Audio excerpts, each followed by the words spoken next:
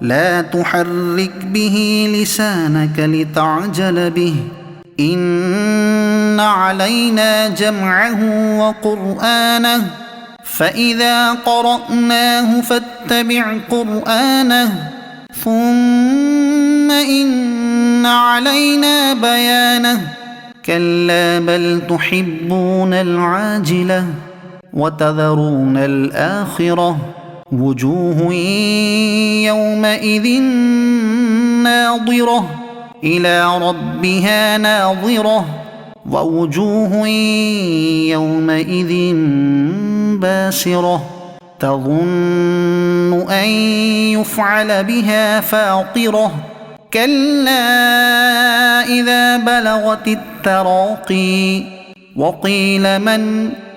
راق وظن أنه الفراق